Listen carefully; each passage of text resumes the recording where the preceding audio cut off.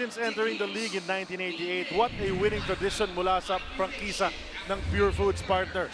And you know, there were times na medyo nahihirapan sila and the question was asked, dapat, ano ba dapat gagawin natin? Dapat larong Purefoods, meaning team-oriented, do it together. Charlie, if you remember last conference when they started to make that run, di ba nagsama-sama din sila sa isang dinner and Mark Pingers was the proponent of that dinner. Sinabi niya, hindi pwedeng James, hindi pwedeng Ping, hindi pwedeng PJ na hiwa-hiwalay. Kailangan sama-sama sila. The way they started to win was when they came together. They understood na, kailangan natin mas madali kapag lahat tayo sabay-sabay. That's right. For more on the Purefoods Star Hot Shots, punta natin si Riza Diaz. Charlie, Coach Tim Cone is taking that last game of the Bolts against Barangay Ginebra as a clear warning of what they did and what they can do on the same system. Yun ngang triangle offense na itatakbo nila. Ang sabi nga niya, para daw nakapag-practice itong Meralco Bolts against them in preparation for this game. Ang sabi ni Coach Tim Cone, they would always have to be on their toes regardless sa kung natambakan pa tong Meralco Bolts in their previous games. Again, this game is very important, very crucial as it will affect big on their team standings. Charlie. Thanks a lot, Riza. Well, that's very true, no? That last statement. Dahil nga, right now, you know, they're in the bottom part of the standings, bottom half. Gusto nilang umangat kasi halos patapos na rin ang elimination round. And well, every game counts. In fact, every point counts. You see the teams, Doms, napansin natin, shooting even to the last second of every game because of that possible quotient that might kick in, the quotient rule. And you could move from one spot to the other, meaning from 6 to 7 at medyo dehado ka na pag napunta ka sa number 7. And you know, for these teams, both these teams are 3-3. It's going to be a big win if they get one today because that will move them 4. Mapupunta sila dun sa top 6. Another point that Riza put on na sinabi ni Coach Tim Cone, yung pag-practice nitong Meralco Bolts. Being able to play against the same system, the same type of offense, malaking bagay yun.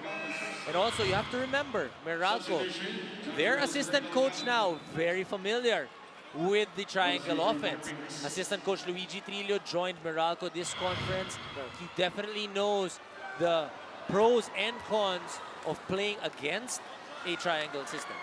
Pwede siya magbigay ng additional tips, kumbaga, di ba? Dahil sanay na sanay siya ron. He grew up as a coach in that system and employed it himself when he was named the Coach of the Year. So, naging Coach of the Year yan last season. So, no completion of the three-point play opportunity by Pingris. Great passing between Rafi Rivas and Pingris a while ago. 4:40 remaining. First quarter. Atkins is open from 3. He can be lethal from there, pero mintis at tira. Simon Atkins now is coming off the bench. Ancho Karam is the one that's starting for Meralco. Why? He's been able to score and distribute. Tapos ang ganda ng kanyang pinapakita. He's averaging 7.5 points a ball game. Tapos coming off the bench, Simon Atkins. Mike Cortez actually relegated to the 3rd spot. He's the 3rd guy off the bench pagdating dyan sa point guard position. That's right. You know, that would be unthinkable maybe a couple of seasons back. But, you know, given the opportunity and if you fit into the system, and the coach gives you a chance to show your wares, and sa Atkins has been more than adequate. Nagbabalik na ang nag-iisang interactive app-based game show. Moneyball, dribble of the people. Hindi lang isa, kundi 2 beses na ang Moneyball dito sa PBA. Mas malaki na ang chance ninyong manalo, kaya dribblers makipindot na. Mamayang halftime yan. Still nothing from the line, so missing free throws itong Purefoods star here in the first quarter.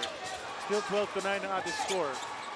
What a contrast kung iambing natin ito sa unang laro dito sa Alonte sa Binyon, Laguna earlier today. You know, Talk and Text scored 40 points in the first quarter.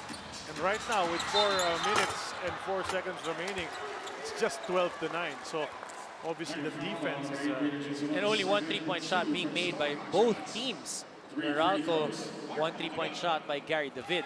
This guy on your screens, Mac Macapagal, ang ganda ng pagpunta niya dito sa Meralco.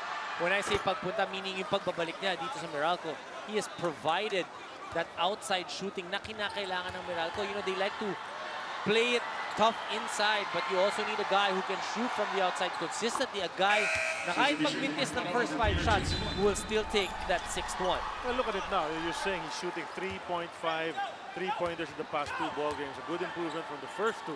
Pero the nice thing about it, he's playing two ways now. Nakita mo, he's averaging 2 steals per game. Not ever known as a defensive player ito si Macapagal. Strictly a three-point gunner, but now contributing more. Oh, definitely. For you to be able to play in the PBA now, meaning get a lot of minutes, kinakailangan both ends of the floor. Hindi pa pwedeng hindi ka dumidepensa because the other teams will take advantage of that and mawawala. Kung nakakapuntos ka lang, edi parang nakabawi din. Kung pagbalik sa kabila, sinusutan ka din. Oh, so scorean ka lang ng binabantayan mo. Here's Macapagal, the drive into the lane. And that rarely happens. You know, minsan lang natin na makita na pumapasok sa shaded area, naka 2 points, humingi pa ng foul. Macapagal, 4-time three-point shooting champion here in the PBA. We know he can do that. He's in that mold nga, nakatulad din na Sandy Salvador, Philippine na talaga. Expert mula dyan sa Rainbow Country. They kick it all the way over to James Schaap. Tapos bagsak si Macapagal. And you know, it's an offensive foul called against Mark Fingris. He's protesting as well. Pero Macapagal has hit the deck a couple of times, back-to-back plays, which goes to show you kung ano naging contribution niya. You know, every time you hit that deck for your team, that's a plus. And nakikita ng coaches siya. Oh, definitely, because that means you're trying to fight for that ball, you're trying to go for that call, you're trying to give that extra effort na hinahanap ng ating mga coaches.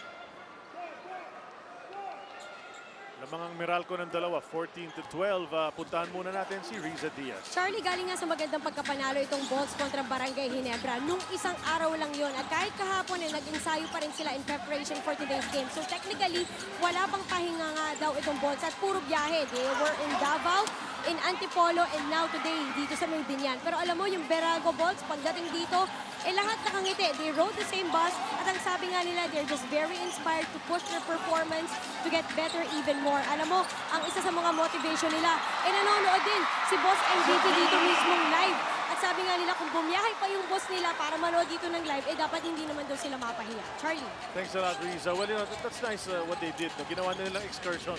Ang pagpunta rito, hindi naman gaano kalayo. Hindi naman gaano kalayo. Iba nga, dito talaga nakatira eh. Pwede sumolo flight sila sa kanilang sasakyan. But let's go together and make it a team affair all together. At right now, they're knotted up with Purefoods star, 14 apiece. 2:24 natitira sa ating first quarter. Yusef Taha.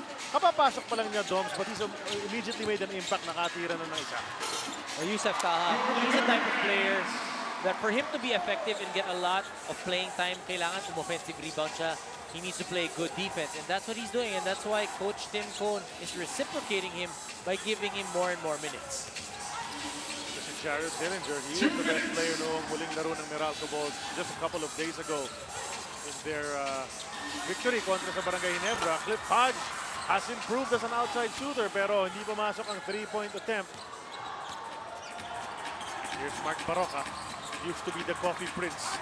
Inside passing, Joe Devance, hindi na kompleto yon, but Yusef Taha has shown a great skill from a big man as far as passing is concerned. One of the best in the league. Walang problema naman na magbintis ka ng gano'n because it also shows you that they're sharing that basketball. There are a lot of short, quick passes inside just like that once again by Mark Pingres. So that means alam nila kung nasan yung kakampi nila. It doesn't matter kung siya yung may hawak ng bola or ikaw yung pupunta dun sa open spot.